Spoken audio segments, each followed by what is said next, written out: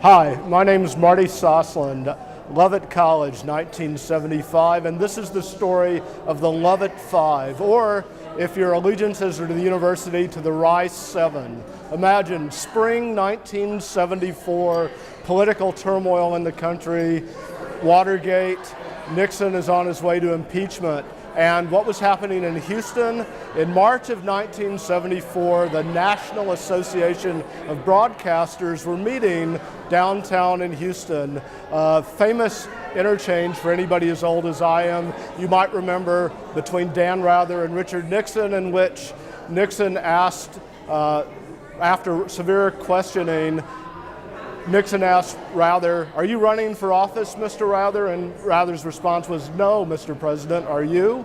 Well, in any event, our friends at K-True had passes as broadcasters to go and hear the president speak to the National Association of Broadcasters. And being the enterprising Rice students that they were, they thought, well, if we have one or two badges, we can copy them and give out the badges to our friends so we can all go hear President Nixon speak at the Association of Broadcasters convention. And so a plethora, if maybe not quite that many, but a number of Rice students dressed up, coats and ties during our hippie days of the 70s, go down to hear the president downtown Houston, except the Secret Service got suspicious when they saw more and more student-aged broadcasters coming in to listen to the president, and decided that they would have the Houston police detain a number of people.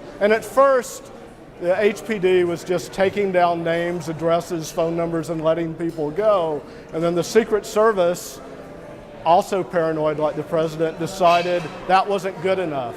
So they took 7 of us, threw us in the back of a paddy wagon, and took us down to the Houston police station, where at about midnight we were arraigned and charged with something called criminal simulation, except that the cops kept pronouncing it stimulation, which is its own interesting story.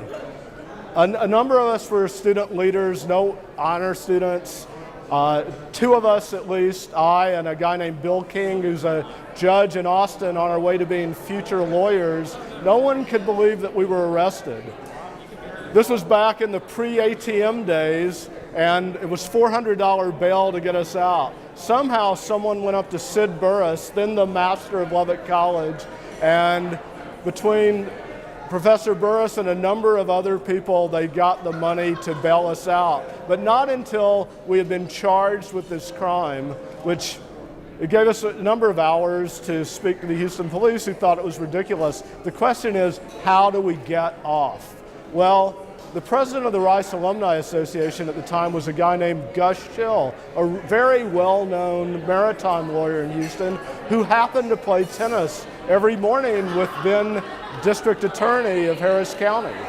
He thought that by playing tennis, he could get us off. But the fact is, and I can say this as a corporate lawyers and maritime lawyers know nothing about criminal law, and months go by, the summer is coming up, we want to leave town, what do we do? So what do? I had a friend who was a Rice grad and a criminal lawyer named Eb Mobley, Hanson College, class of '64, married to Lainey Talmadge Motley, who had grown up on Rice campus, daughter of the Weiss master at the time. And she and Eb had worked in the DA's office when he first graduated from UT Law School, so he knew everybody in the DA's office. Eb drives down to Houston, has a few beers with the guys, and they said all they have to do is talk to the Secret Service and tell them what happened, and they're not criminals, and we'll drop the charges. And so that's what we did. And that's how the Rice Connection freed the Rice Seven, the Lovett Five, and let us go about our lives.